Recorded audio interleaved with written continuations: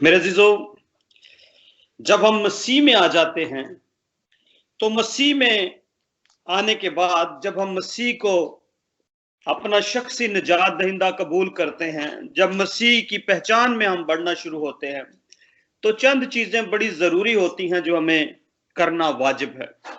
खुदा का कलाम हमें सिखाता है कि हमें उस तौर से जिंदगी गुजारना बहुत ज्यादा जरूरी है।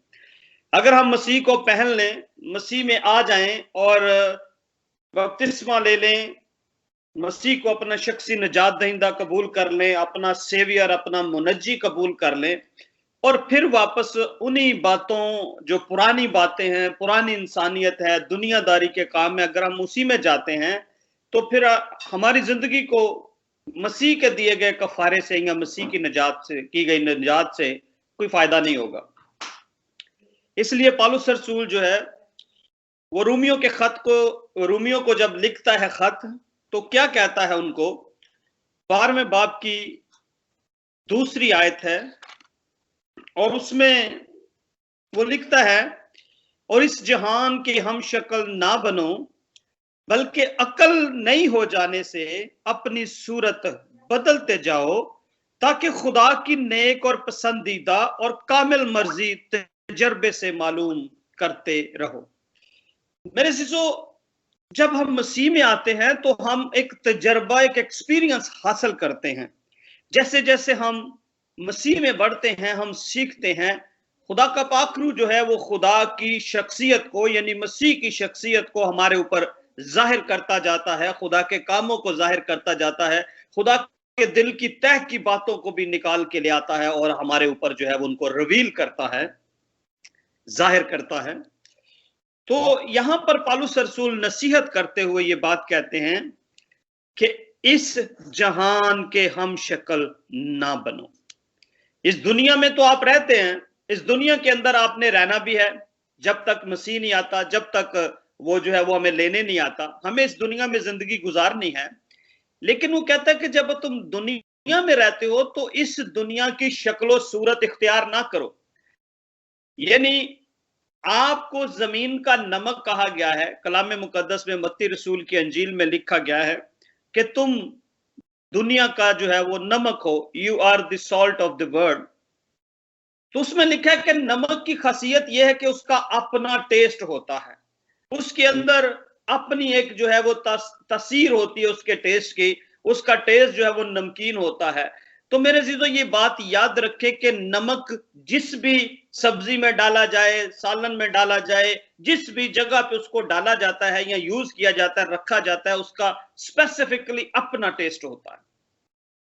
उसकी खासियत सबसे बड़ी यह है कि वो किसी का टेस्ट अडॉप्ट नहीं करता, किसी का टेस्ट लेता नहीं, बल्कि अपना टेस्ट देता है। इसी तरह जो मसीही हैं वो चुने गए हैं, दूसरों से अलग किए गए हैं, ताकि उनका टेस्ट दूसरों से डिफरेंट हो, ताकि उनका तरीकाकार दूसरों से डिफरेंट हो, उनका बिहेवियर दूसरों से डिफरेंट हो, उनका उठना बैठना दूसरों से डिफरेंट हो, मुख्तलिफ हो। तभी आप पहचाने जाएंगे कि आप बरगजीदा हैं, आप चुने गए हैं, आप दूसरों से अलग हैं, आप दुनिया के हम शक्ल नहीं हैं। मेरे अज़ीज़ों, नमक की खासियत यह है और इसीलिए हमें नमक कहा गया है। कभी सोचे कि हमें कोई और चीज से तशबीह नहीं दी गई, बल्कि नमक कहा गया है। नमक की खासियत वजह यही है कि वो क्या करता है, वो किसी दूसरे का टेस्ट नहीं लेता। इसलिए पौलुस रसूल ये कहता है कि इस जहान के हम शक्ल ना बनो। दुनिया में आप रहते हैं तो आप अपना टेस्ट दें दुनिया को, आप सच्चाई अपनी जाहिर करें, खुदा के कलाम की सच्चाइयों को अपने बदनों से जाहिर करें, अपने कामों से जाहिर करें, ताकि दुनिया जाने कि आप यीशु के फॉलोअर हैं। नफरत की बजाय मोहब्बत करें, ताकि लोग देखें कि आप जिस खुदा को मानते हैं वो मोहब्बत है, वो मोहब्बत का खुदा है, उसने बनी नौ इंसान से मोहब्बत की है। इसलिए मेरे अज़ीज़ों, ये याद रखें कि हमें अपने बदनों से उसका जलाल जाहिर करना है, उसके कामों को जाहिर करना है। जब हम पढ़ते हैं पतरस के खत में, तो वहां लिखा है उसने हमें दूसरों से अलग किया है, उसने हमें चुन के दूसरों से अलग किया है, हमें उसने एक मुकद्दस कौम बनाया है, शाही कहनों के फिरका में शामिल किया है, ताकि हम क्या करें, खुदा की खूबियों को जाहिर करें। कैसे जाहिर होंगी? हमारे कामों से जाहिर होंगी मेरे अजीजों। इसलिए पौलुस रसूल इस बात पे जोर देता है, इस जहान के हम शक्ल ना बनो। अगर कोई चोरी करता है, आप भी चोरी करेंगे तो ऑटोमेटिकली सी बात है कि आपने उन्हीं का रूप उधार लिया है। अगर कोई बेईमानी करता है, अगर कोई फ्रेब करता है, अगर कोई झूठ बोलता है, तो जो चीजें आप सेम कर रहे हैं तो इसका मतलब है आपने सेम वही रूप जो है वो धारा है। तो उसमें और आप में, दुनिया में और आप में कोई फर्क नहीं रहेगा। खुदा के नाम की ताजीम नहीं होगी, खुदा के नाम को इज्जत और जलाल नहीं मिलेगा। इसलिए मेरे अजीजों, दुनिया के हम शक्ल ना बने, बल्कि अक्ल नहीं हो जाने से। हमारी अक्लों को किसने रोशन किया है? यीशु ने किया है, क्योंकि वो नूर है दुनिया का। उसने कहा जो मेरे पीछे चलेगा तारीकी में नहीं बल्कि रोशनी में चलेगा। और हम किससे रोशनी लेते हैं? मसीह से लेते हैं। मसीह चूंकि दुनिया का नूर है, सच्चाई जो है वो मसीह में से निकलती है। आफताब सदाकत है, वो सच्चाई का सूरज है, उसमें से रोशनी हम लेते हैं और वही रोशनी हमें दूसरों को देनी है। उसने कहा कि तुम दुनिया का नूर हो, हमने चमकना दुनिया के सामने, अपनी रोशनी को जाहिर करना है। इसलिए अक्ल नहीं हो जाने से क्या करो, अपनी सूरत भी बदलते जाओ, ताकि क्या हो, खुदा की नेक और पसंदीदा और कामिल मर्जी तजर्बे से। खुदा की नेक और पसंदीदा यानी वो काम करो जो खुदा को पसंद है। खुदा की मर्जी, यीशु ने हर जगह पे, देखिए मसीह यीशु ने क्या किया, जहां भी गया उसने बाप की मर्जी को पूरा किया। उसने अपनी मर्जी को नहीं रखा सामने, बल्कि हमेशा बाप की मर्जी को पूरा किया। और हम भी इस दुनिया में लाए गए हैं, कुछ खास पर्पस है खुदा का हमारी जिंदगी से, एक मकसद है हमारी जिंदगी से, और वो मकसद ये है कि हम क्या करें, उसकी पाक मर्जी को क्या करें, पूरा करें। ये जरूरी है मेरे अजीजों। इसलिए खुदा का कलाम हमें यह सिखाता है कि पुरानी इंसानियत को क्या करना है, हमें उतार फेंकना है। मैं चाहता हूं कि आप एक और हवाला मेरे साथ देख लीजिए। कुलसियों के नाम लिखा गया पौलुस रसूल का खत, उसका 3 बाब है, 5वीं आयत से पढ़ना शुरू करेंगे। मैं थोड़ा सा पहले आपको पुरानी इंसानियत के बारे में बताता हूं। जो पुरानी इंसानियत है, जिसमें पहले हम जब मसीह में नहीं आते उसमें मौजूद रहते हैं, लेकिन जब हम मसीह में आते हैं तो हम क्या बन जाते हैं, नई जिंदगी में आ जाते हैं। पुरानी जिंदगी हमें तब्दील करनी होती, उतारनी होती। लेकिन कई दफा ऐसा होता है कि बहुत सारे बहन भाई ऐसे वो क्या करते हैं, नया हो जाने के बावजूद भी पुरानी जिंदगी जीते रहते हैं, पुरानी चीजों को करते रहते हैं, जो कि खुदा के कलाम के मुताबिक यानी खुदा की पसंदीदा वो बातें नहीं है। सुनिएगा जरा खुदा के कलाम में क्या लिखा है, मैं पढ़ता हूं। बस अपने उन अज़ा को मुर्दा करो जो जमीन पर हैं। यानी वो अज़ा कौन से हैं जी, जरा गौर से सुन लीजिए। बस अपने उन अज़ा को मुर्दा करो जो जमीन पर हैं। ये पुरानी जिंदगी में जो कुछ है उसकी बात कर रहा हूं। यानी कौन कौन से काम है जी, यानी हरामकारी, कोई भी काम जो हराम है, खुदा की मर्जी के खिलाफ है, वो हरामकारी, नापाकी, हर तरह का गुनाह, किसी किस्म की भी जो है वो ऐसी गुनाह की सोच और ऐसी गुनाह की तासीरें कुछ भी है वो इसमें शामिल है। हरामकारी, नापाकी और शहवत और बुरी ख्वाहिश और लालच को जो बुत परस्ती के बराबर है। मेरे से तो ये सबसे कॉमन पॉइंट है यहाँ पर, जो लालच की बात है ना, लालच ये सबसे कॉमन है। आप देखते हैं कि ये आम मामूली सी बात है, मतलब लालच किसी भी चीज का हो सकता है, कि किसी के पैसे का हो सकता है, किसी को किसी और चीज का, घर का लालच हो सकता है, किसी भी चीज का लालच हो सकता है, लस्ट हो सकती है, ग्रीड हो सकता है, किसी के बदन का ग्रीड हो सकता है। वो खूबसूरत लड़की देख ले तो वो भी कहेगा कि भाई मुझे ये चाहिए, ये लड़का खूबसूरत देख ले तो इस तरह के। तो ये लस्ट की स्पिरिट ऑफ लस्ट है, ग्रीड की स्पिरिट है कि आपके अंदर जो पैदा होती है, जो आपको शहवत की तरफ लेके जाती है। तो लालच जो है वो बुत परस्ती के बराबर है। तो मेरे अजीजों, खुदा को बुत परस्ती से बड़ी नफरत है, खुदा को लालच से भी नफरत है। तो ये पुरानी जिंदगी की बात है कि उन्हीं के सबब से खुदा का गजब नाफरमानी के फर्जंदों पर होता है। जो लोग नाफरमानी करते हैं उनके ऊपर फिर खुदा का गजब आता है। ठीक है, आप कौन से फर्जंद हैं?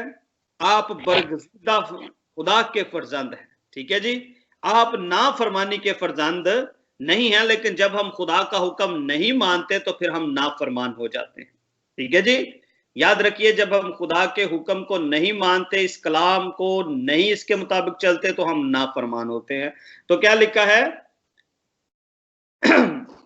कि उन्हीं के सबब से खुदा का गजब नाफरमानी के फर्जंदों पर नाजिल होता है, और तुम भी जिस वक्त उन बातों में जिंदगी गुजारते थे, ये प्रीवियस बात कर रहे हैं, गुजारते थे, उस वक्त उन्हीं पर चलते थे। वो कहता है कि कुलसियों की कलीसिया को खत लिख रहा है और कह रहा है कि पहले तुम्हारी जिंदगी की हालत यही थी और तुम भी उसी पे चलते थे, लेकिन अब तुम भी इन सब को, यानी अब वो नसीहत क्या कर रहा है कि लेकिन अब तुम भी इन सब को, यानी गुस्सा, कहर और बदखोई और बदगोई और मुंह से गाली बकना छोड़ दो। मेरे चीजों, ये पुरानी जिंदगी की बातें हैं, लेकिन क्या जरा सोचें, अपने आप से सवाल कर सकते हैं आप कि क्या मेरी जिंदगी में, मेरी नई जिंदगी जो मुझे मिली है मसीह में आने के बाद, क्या मेरी नई जिंदगी के अंदर अभी भी पुरानी चीजें हैं? क्या पुराना खमीर तो नहीं है? क्या खमीर तो नहीं है कहीं? खमीर गुनाह को जाहिर करता है मेरे अजीजों। क्या कोई पुरानी टीचिंग तो नहीं है ऐसी? क्या मैं अभी भी स्टिल उन्हीं बातों के ऊपर चल रहा हूं? क्या मैं गालियां निकालता हूं? क्या मैं बदखोई करता हूं, बदगोई करता हूं, यानी बैक बाइटिंग? ये तो बहुत कॉमन है, आपको पता है, ठीक है जी। जब तक कोई बैक बाइटिंग ना करे, कुछ लोग हैं उनको, उनका जो है वो दिन नहीं गुजरता विदाउट बैक बाइटिंग, और इसमें बहुत सारे लोग शामिल होते हैं, बहुत सारे लोग। फिर आगे क्या कहते हैं नामी आयत में, एक दूसरे से झूठ ना बोलो क्योंकि तुमने पुरानी इंसानियत को उसके कामों समेत उतार डाला है। मेरे अजीजों, मसीह में आए हैं आप, तो आपने क्या किया है? पहला काम, अपनी पुरानी इंसानियत को उतार दिया है। वर्ल्ड की, दुनियादारी की बातों को आपने अपनी जिंदगी से निकाल दिया है, और अगर नहीं निकाला अभी तक, तो आज सोचने का मौका है, आज निकाल दीजिए। आज कहें खुदा के सामने कि खुदावंद मुझसे गलती हुई, मैं पुरानी इंसानियत को, पुरानी जिंदगी को साथ लेके चलता रहा हूं, मुझे माफ कर दे, ताकि मैं नई जिंदगी में आगे तरक्की करूं, बढ़ूं और मेरे रूहानी लेवल अप होते चले जाए। सिंपल सी बात है, तौबा करनी है, खुदा से माफी मांगनी है अगर पुरानी जिंदगी के अंदर चलते रहे। यही पौलुस रसूल उनको नसीहत कर रहा है। और क्या कहता है?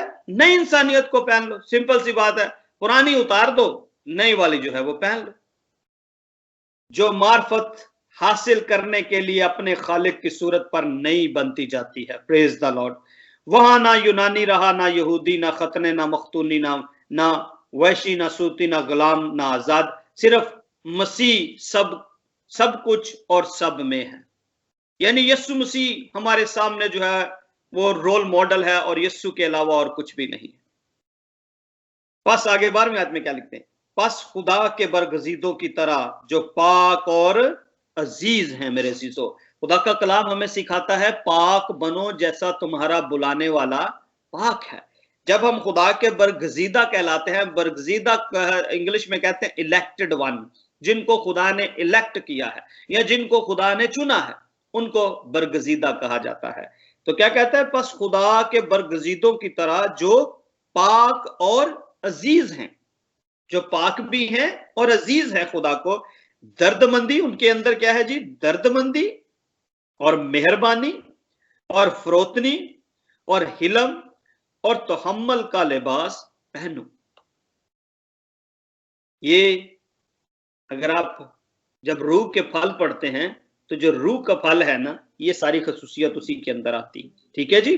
दर्दमंदी, मेहरबानी, फरोतनी, हिलम, परहेजगारी, तहम्मुल, ये सारी बातें उनसे। तो कहता है ये पहनो, इनको भी पहनो। अब कौन सी इंसानियत? हमने नई इंसानियत को पहना है। जो लोग अभी भी पुरानी में जिंदगी गुजारते हैं, मैं उनसे दरख्वास्त करूंगा, उनको ये चैलेंज देना चाहूंगा कि अपनी पुरानी जिंदगी को उतार फेंकिए, खुदा की हजूरी में इकरार कीजिए, तौबा कीजिए और नई इंसानियत को पहनिए, और आपके अंदर दर्दमंदी, मेहरबानी, फरोतनी, हिलम, तहम्मुल का लिबास पहन लीजिए। अगर किसी को दूसरे की शिकायत हो तो एक दूसरे की बर्दाश्त करे और एक दूसरे के कसूर माफ करे। ये सबसे मुश्किल काम है, माफ करना। हम किसी के कसूर माफ करना हमारे लिए बहुत मुश्किल काम है, इंसानों के लिए। खुदा माफ करता है, लेकिन इंसान दूसरों को माफ करना, वो कहते हैं कि जी हम खुदा नहीं है, हम माफ नहीं कर सकते। बेशक आप खुदा नहीं, लेकिन अगर आप खुदा के बेटे और बेटियां कहलाते हैं, अगर आप बरगजीदा कहलाना पसंद करते हैं, तो फिर बरगजीदों का काम यह है कि वो क्या करें? एक दूसरे के कसूर माफ करें। एक दूसरे की खताएं माफ करें, एक दूसरे की बर्दाश्त करें। खास तौर पे जब हम रिलेशनशिप में होते हैं, जब हम फैमिलीज की सूरत में रहते हैं, बहन भाइयों के साथ रहते हैं, हस्बैंड वाइफ के रिलेशन में रहते हैं, तो हमें एक दूसरे की बर्दाश्त करने की जरूरत है। याद रखिए, ये बड़ी इंपॉर्टेंट बात है। इवन हम जब चर्च में हैं, खिदमत में हैं, लोग खिदमत के अंदर आके बड़ा लड़ाई झगड़ा होता है, चर्च के अंदर छोटी छोटी बातों पे लड़ाइयां झगड़े पैदा होते हैं। लेकिन मेरे अजीजों, याद रखें कि हमें मसीह का बदन की तरह एक रह के एक तौर से हमें बढ़ना है, एक साथ तरक्की करनी है, एक साथ जो हमें एक दूसरे का ख्याल रखना है। यही मसीह की तालीम है कि तुम एक दूसरे से मोहब्बत रखो, इससे लोग जानेंगे कि तुम मेरे क्या हो जी, शागिर्द हो। इसमें कोई बड़ा, कोई छोटा, कोई ऐसा कुछ भी नहीं, बल्कि क्या है, हम सब मसीह का बदन है। हम सब क्या है, मसीह का बदन है। मेरे इस बात को याद रखें कि जब हम मसीह का बदन है तो हमें पुरानी इंसानियत को निकालना है, उसको पार फेंकना है। 14वीं आयत में क्या लिखा है, और इन सब के ऊपर मोहब्बत का जो कमाल का पटका है बांध लो। इन सब के ऊपर क्या करो, मोहब्बत को जो कमाल का पटका है। मेरे चीजों, अगर हम करंथियों उसका 13वां बाब पढ़ते हैं, जो मोहब्बत का चैप्टर है, वहां पर लिखा है मोहब्बत सब कुछ सह लेती है, हर चीज को बर्दाश्त कर लेती मोहब्बत। कोई भी काम हो मोहब्बत में। तो खुदा ने जब हमसे मोहब्बत की है तो वही मोहब्बत जो है वो हमारे अंदर है, और वही मोहब्बत हमें एक दूसरे से भी करनी, क्योंकि हमारा खुदा क्या है, मोहब्बत है। पहला यूहन्ना उसके 4 बाब की 8वीं आयत में लिखा हुआ है कि खुदा मोहब्बत है। तो मेरे अजीजों, ये चीजें अपने अंदर लेके आए, पुरानी चीजों को निकाल दें और नई ले आए। क्यों? क्योंकि खुदा का कलाम के मुताबिक ये बातें। हालेलुया। 15वीं आयत में लिखा है, और मसीह का इत्मीनान जिसके लिए तुम एक बदन होकर बुलाए गए हो, तुम्हारे दिलों पर हुकूमत करे, और तुम शुक्रगुजार रहो। मसीह के कलाम को अपने दिलों में कसरत से बसने दो, और कमाल दनाई से आपस में तालीम और नसीहत करो, और अपने दिलों में फजल के साथ खुदा के लिए मज़ामीर और गीत और रूहानी गजलें गाया करो। ठीक है जी। और कलाम या काम जो कुछ करते हो वो सब खुदावंद यीशु के नाम से करो, और उसी के वसीला से खुदा बाप का शुक्र बचा लाओ। मैं यहाँ पर एक चीज और बताना चाहूंगा कि शुक्र गुजारी करना बहुत ज्यादा जरूरी है। हर बात में खुदा के शुक्र गुजार रहें, और आपस में जैसे हम सब अभी मिल के खुदा का कलाम सीख रहे हैं, उसमें कहता है तालीम और नसीहत एक दूसरे के साथ मिलके सीखो, और क्या करो, मज़ामीर और गीत और रूहानी गजलें गाओ। गाने नहीं गाने। बहुत सारे लोग हैं जो वो खेलते हैं, कोई गेम में होती हैं जो नंबरों से खेलते हैं, कहीं इकट्ठे हो जाए, कोई प्रोग्राम हो जाए तो कहते चलो जी अंताक्षरी खेल देते हैं, और जिस वर्ड से खत्म होता है उसके ऊपर एक नया गाना आ जाता है, एक नई चीज आ जाती है कि जी मैं ये गाना है, वो गाना है। तो मेरे जीजो, खुदा का बंदा क्या कहता है, मसीही जो हैं जिन्होंने यस्सु को पहना है, उनकी शख्सियत कैसी है, वो क्या करेंगे, वो क्या करेंगे जी, मज़ामीर और गीत और रूहानी गजलें गाएंगे। उनके अंदर से खुदा का कलाम निकलेगा, उनके अंदर से खुदा के गीत निकलेंगे, उनके अंदर से जो है वो अच्छी बातें निकलेगी। वो ठट्ठेबाजी नहीं करेंगे, वो जो है वो उल्टे सीधे प्रैंक नहीं करेंगे, वो जो है वो उल्टी सीधी बातें नहीं बताएंगे, वो गाने नहीं बनाएंगे जिस तरह मतलब दुनियादारी के लिए। मेरे जीजो, हम जो कुछ भी करेंगे मसीह के लिए करेंगे। यहां पर यही लिखा है कि हम जो कुछ भी करते हैं क्या करें, यस्सु के नाम से करें।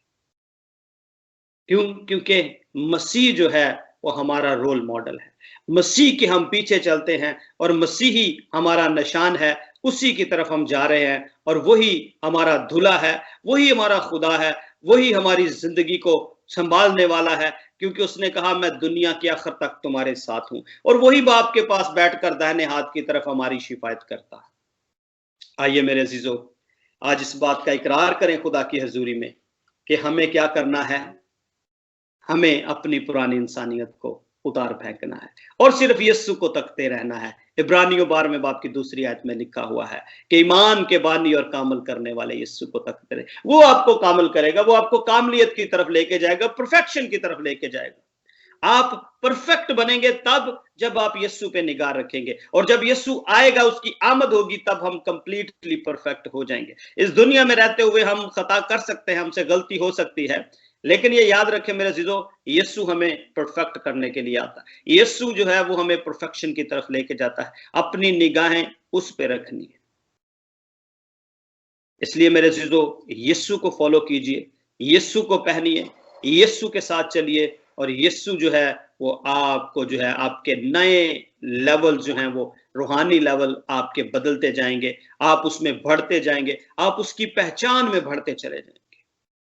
खुदावंद आप सबको बरकत दे। आज के कलाम के वसीला से आपकी जिंदगियां बरकत पाएं, आपके घराने बरकत पाएं, और खास तौर पर आपकी रूहानी तरक्की हो।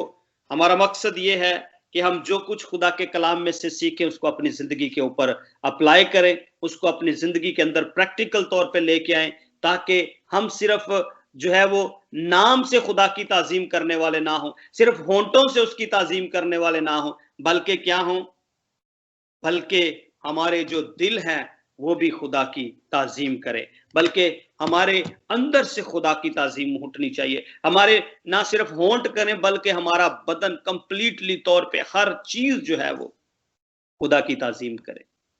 खुदा आप सबको बरकत दे। God bless you. और आज के इस कलाम के वसीले